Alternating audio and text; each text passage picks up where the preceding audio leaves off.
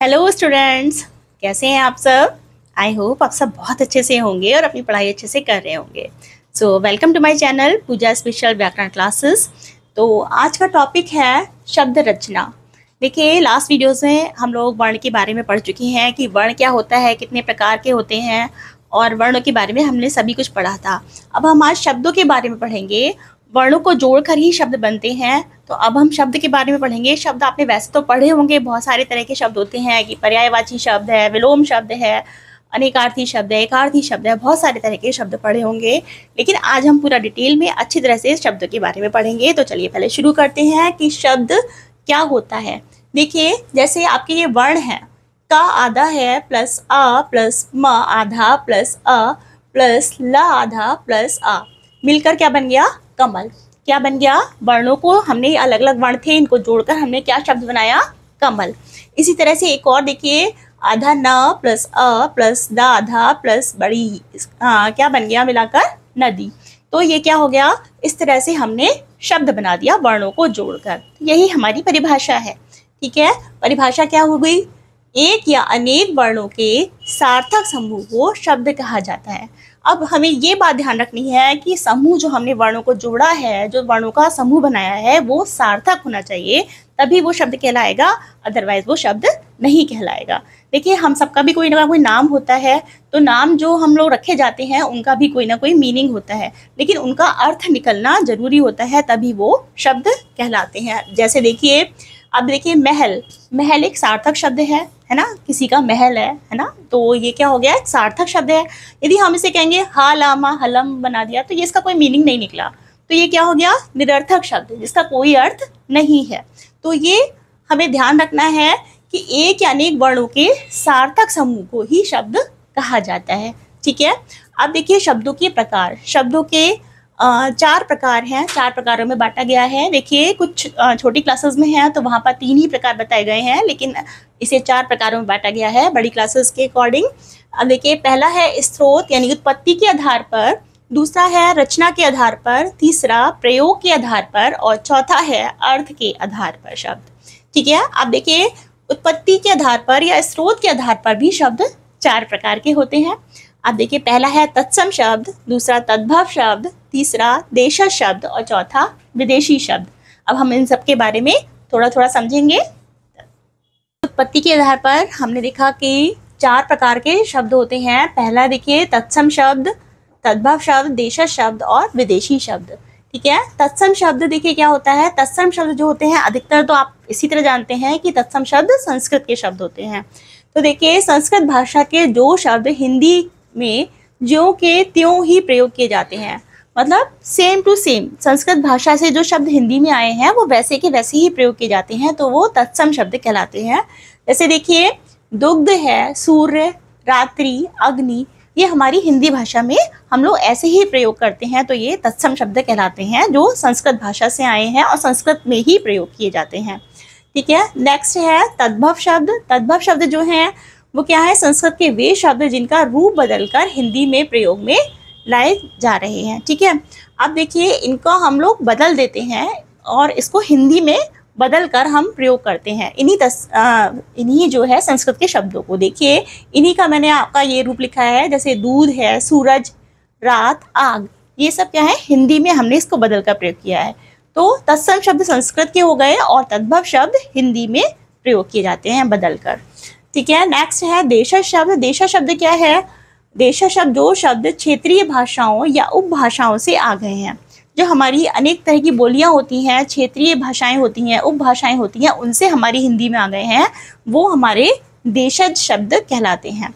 अब जैसे खिड़की है, पगड़ी है, डिबिया है, जूता है, ये सब क्या है? अलग अलग बोलियों से हमारी हिंदी में आ गए हैं। ठीक है, तो हम लोग इनको देशज शब्द कहते हैं। फिर है विदेशी शब्द। ये शब्द विदेशी भाषाओं से आ गए हैं। अब देखिए, विदेशी शब्दों का मतलब ये नहीं है कि विदेशी का मतलब अंग्रेजी या इंग्लिश के शब्द का ही मतलब नहीं है। विदेशी यानी कि कोई भी विदेशी भाषा, दूसरी भाषा, है ना। तो देखिए, विदेशी भाषाओं से जो शब्द हमारी हिंदी में आ गए हैं वो विदेशी शब्द कहलाते हैं। जैसे देखिए, पुर्तगाली से हम लोग बहुत सारे शब्द ऐसे यूज़ करते हैं पर हमें नहीं पता होता है वो कहाँ से आए हैं। तो एक बार हम लोग जानते हैं, इसमें हमें मज़ा भी आएगा। देखिए, पुर्तगाली शब्द हैं जैसे तौलिया, बाल्टी, फीता, कमरा, गोदाम, हम लोग ये सब शब्द यूज़ करते हैं, लेकिन हमें नहीं पता होता है कहाँ से आए हुए हैं। तो ये देखिए पुर्तगाली शब्द हैं ये सारे। फिर तुर्की से कौन से शब्द हैं, देखिए मुगल है, बेगम है, सौगात, काबू, बहादुर, तोप, ये सब क्या है, तुर्की शब्द हैं। फिर ऐसी अंग्रेजी से कौन से आए हैं, जैसे notice, diary, phone number, station, train, तो अंग्रेजी शब्द तो हम लोग बहुत सारे प्रयोग करते हैं, ठीक है। फिर फारसी शब्द है मोर्चा, गिरफ्तार, तमाशा, सौदागर, ये सब क्या है, फारसी से हमारी हिंदी में आ गए हैं। ऐसे ही अरबी शब्द कौन से हैं, कमल, औलाद, नतीजा, तकिया, ये सब शब्द हम प्रयोग करते हैं पर हमको पता नहीं होता कहाँ से आए हैं। तो ये सारे शब्द हमारी हिंदी भाषा में अलग अलग भाषाओं से आ गए हैं, तो इन्हें विदेशी भाषाओं के शब्द कहा जाता है। फिर दूसरा प्रकार है आपका शब्द का रचना के आधार पर। अब रचना के आधार पर शब्दों को हमने 3 प्रकार में बांटा है, जो है रूढ़ शब्द, दूसरा है यौगिक शब्द और तीसरा है योग रूढ़ शब्द। इसके बारे में जानते हैं। तो देखिए रचना के आधार पर शब्द 3 प्रकार के होते हैं। इसमें पहला है रूढ़ शब्द। रूढ़ शब्द क्या होता है, रूढ़ शब्द जिन शब्दों के टुकड़े नहीं किए जा सकते हैं, मतलब हम उसके टुकड़े नहीं कर सकते, यदि हम उसको टुकड़े करेंगे तो उसका कोई अर्थ नहीं रह जाएगा, तो ऐसे शब्द रूढ़ शब्द कहलाते हैं। जैसे देखिए बस, मछली, नदी, हवा आदि, ये सारे शब्द क्या हैं, रूढ़ शब्द हैं। जैसे देखिए हवा है, तो हमने हवा को तोड़ा, ह प्लस वा कर दिया, तो अब इसका कोई भी अर्थ नहीं रह गया, ठीक है। तो और यदि हवा कहते हैं तो पूरा अर्थ निकलता है, इसलिए तोड़कर हमारा कोई अर्थ नहीं निकलता, तो वो रूढ़ शब्द कहलाता है। दूसरा है यौगिक शब्द। यौगिक यानी योग से बनता है, 2 या 2 से अधिक शब्दों या शब्दांशों के मेल से जो शब्द बनते हैं वो यौगिक शब्द कहलाते हैं। जैसे देखिए प्रधानमंत्री है, तो 2 शब्द इसमें जुड़े हुए हैं, प्रधान प्लस मंत्री, इससे क्या बना, प्रधानमंत्री, तो हमारा ये क्या हुआ, यौगिक शब्द हुआ। ऐसे देखिए रसोई घर, तो इसमें 2 शब्द जुड़े हुए हैं, रसोई प्लस घर, तो ऐसे शब्द यौगिक शब्द कहलाते हैं। अब देखिए तीसरा है योग रूढ़ शब्द। योग रूढ़ शब्द क्या होता है, देखिए योग रूढ़ शब्द में भी शब्द यौगिक ही होता है, यानी कि 2 शब्दों से मिलकर ही बना होता है, यौगिक शब्द ही होता है, लेकिन किसी विशेष अर्थ को प्रकट करता है, किसी हमें तीसरे अर्थ को प्रकट करेगा, तो वहां पर योग रूढ़ शब्द होता है। देखिए जैसे नीलकंठ, अब मिलकर तो बना है, यौगिक शब्द है ये भी, है ना। नीलकंठ यानी कि नीले कंठ वाला, अर्थात किसकी तरफ इशारा कर रहा है, किसकी तरफ संकेत कर रहा है, शिव जी की तरफ, तो यहाँ पर हमें कुछ विशेष अर्थ को प्रकट करते हैं, तो ये वाले शब्द योग रूढ़ शब्द कहलाते हैं। ऐसे ही दशानन है, तो दशानन का मतलब किसकी संकेत कर रहा है, रावण, सब लोग जानते हैं कि रावण को दशानन भी कहते हैं, 10 सर वाला, तो 10 सिर वाला रावण जो है वो दशानन की तरह, ये क्या हो गया, योग रूढ़ शब्द, ठीक है। अब देखिए ये हो गए हमारे रचना के आधार पर शब्द। अब तीसरा प्रकार आता है प्रयोग के आधार पर। प्रयोग के आधार पर भी शब्द हमारे 2 प्रकार के होते हैं, विकारी शब्द और अविकारी शब्द। विकारी शब्द क्या होता है, जिनमें लिंग वचन काल के अनुसार परिवर्तन आ जाता है। जैसे देखिए संज्ञा, सर्वनाम, क्रिया, विशेषण, हम सब पढ़ते हैं, ये पढ़ते हुए आए हैं कि संज्ञा, सर्वनाम, क्रिया, विशेषण, ये सब क्या होते हैं, हमारे विकारी शब्द के अंतर्गत आते हैं। और दूसरा है अविकारी शब्द। अविकारी शब्द जिसमें क्रिया विशेषण, समुच्चय बोधक, संबंध बोधक, विस्मय आदि बोधक आता है। अब देखिए मैं थोड़ा सा आपको इंग्लिश में ही बता दूं, क्रिया विशेषण जैसे कि संज्ञा, सर्वनाम, क्रिया विशेषण क्या होता है, नाउन, प्रोनाउन, वर्ब, एडजेक्टिव, ये सब हमारे क्या हो गए, विकारी शब्द। और अविकारी शब्द क्रिया विशेषण वही क्या है, एडवर्ब है, कंजक्शन, प्रीपोजिशन और इंटरजेक्शन, ये सारे हमारे क्या हैं, अविकारी शब्द हैं, ठीक है। अब देखिए विकारी शब्द में क्या होता है, मीनिंग देखिए विकारी शब्दों में लिंग वचन कारक तथा काल के अनुसार परिवर्तन आ जाता है। अब देखिए एग्जाम्पल देखिए, जैसे सीता किताब पढ़ती है। अब यहाँ पे सीता क्या है, आपको पता है कि नेमिंग वर्ड जो है वो क्या होता है, संज्ञा होती है। तो सीता किताब पढ़ती है, तो सीता के अकॉर्डिंग हमने क्रिया लगाई, है ना, वर्ब लगाया। अभी इसकी जगह हमने क्या कर दिया, वे लिख दिया, इसके लिए इसके अनुसार हमारा काल और क्रिया सब में परिवर्तन आ जाएगा। वे किताब पढ़ते हैं, सर्वनाम हो गया, है ना, वे सर्वनाम हो गया, किताब पढ़ते हैं। इसी तरह से मैंने विशेषण में किया, राम अच्छी किताब पढ़ता है, विशेषण में परिवर्तन आ सकता है, राम अच्छी किताब पढ़ता है, मोटी किताब पढ़ता है, पतली किताब पढ़ता है, कुछ भी आप लिख सकते हैं। इसी तरह वे सब किताबें पढ़ते हैं, इन सब में भी हमने चेंजेस कर दिया, वे सब किताबें पढ़ते हैं। तो ये सारे इन सब में क्या हुआ, चेंजेस आ गए, यानी विकार उत्पन्न हो गया, परिवर्तन आ गया।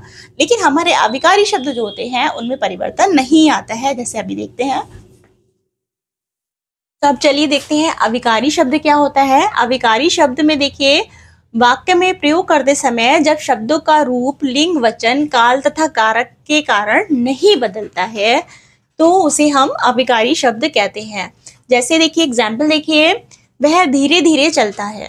ठीक है, नेक्स्ट एग्जाम्पल, वे धीरे धीरे चलते हैं। राम धीरे धीरे घूमने गया था। फिर वे सब धीरे धीरे टहलने गए थे। अब इन सारे जो सेंटेंसेस हैं, जो वाक्य हैं, इनमें एक शब्द है जो बिल्कुल नहीं बदल रहा है। आप समझ गए? ठीक है, धीरे धीरे शब्द जो है वो इसमें किसी भी वाक्य में नहीं बदल रहा है। तो ये क्या है, चाहे इसमें कोई क्रिया बदले या लिंग, वचन, कारक, काल कुछ भी बदले, ये धीरे धीरे शब्द नहीं बदलेगा। वे धीरे धीरे चलती है, वह चलता है धीरे धीरे, या राम धीरे धीरे चलता है, या वह सब धीरे धीरे चलते हैं, इन सब में धीरे धीरे शब्द जो है वो नहीं बदलता है। तो ये क्या है, हमारा अविकारी शब्द है। और अविकारी शब्द कौन कौन से होते हैं? जैसे क्रिया विशेषण है, जिसे हम इंग्लिश में एडवर्ब कहते हैं।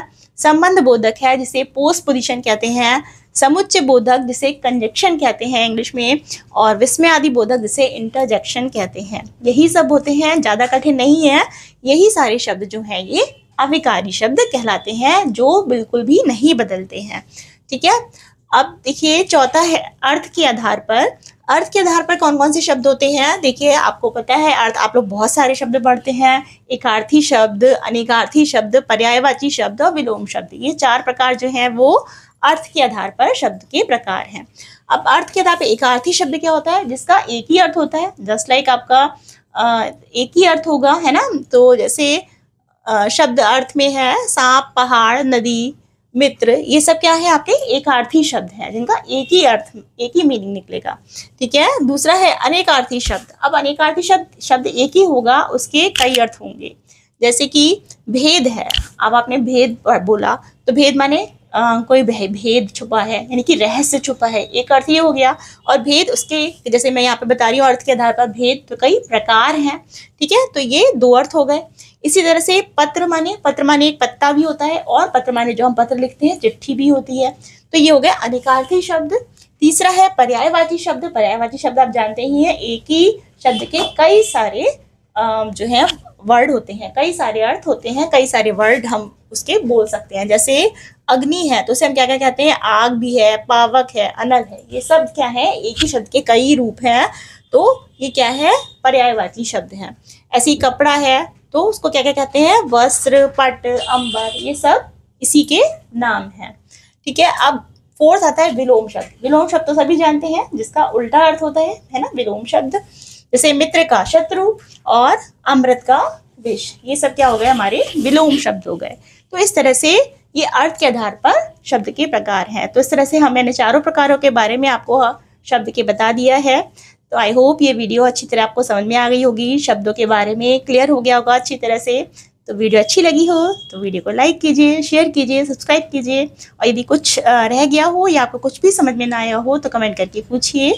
तब तक के लिए थैंक यू सो मच।